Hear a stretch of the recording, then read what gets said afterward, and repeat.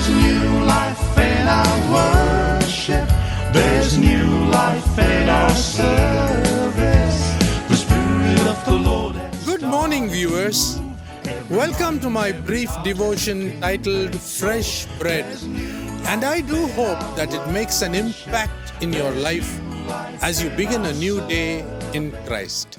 After Abraham made a covenant with God to call him El Olam, that is, everlasting God, God decided to test him if he could put into action what he believed in.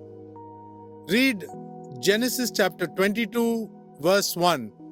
God now calls Abraham and he says, "Here am I, Lord."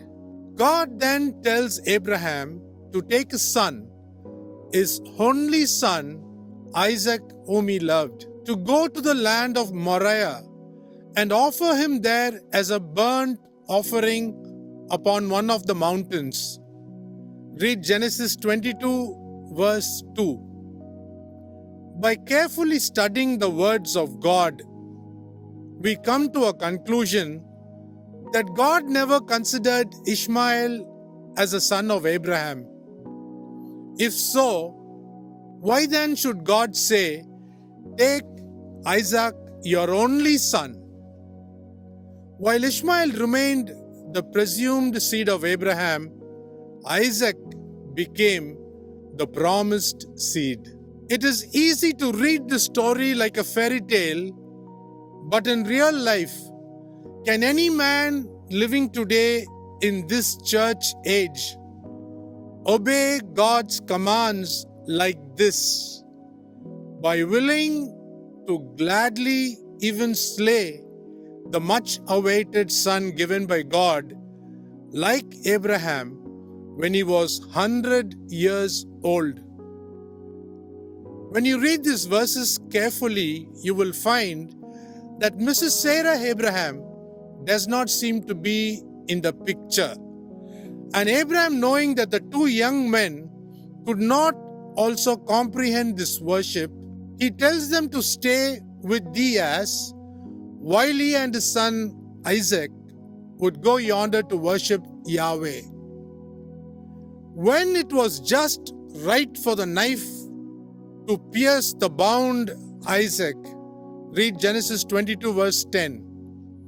An angel called Abraham from heaven, saying, "Abraham, do not lay your hand on the lad, or do anything to him, for now I know that you fear God, seeing that you have not withheld your son, your only son, from me."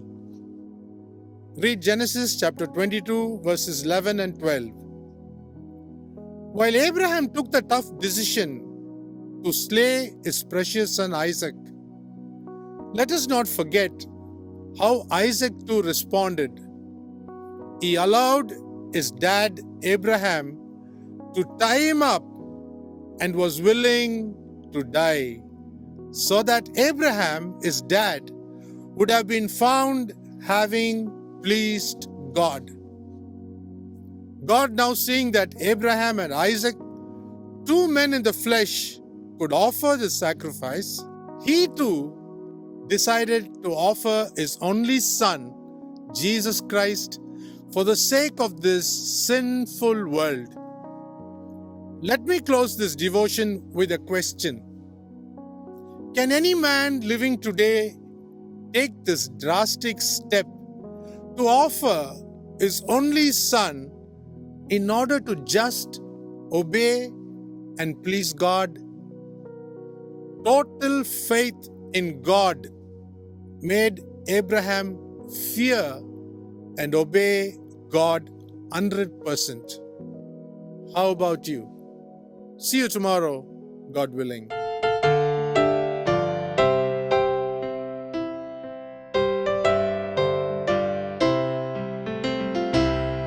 When we walk with the Lord in the light of His word, what a glory He sheds on our way. While we do His good will, He abides and with all who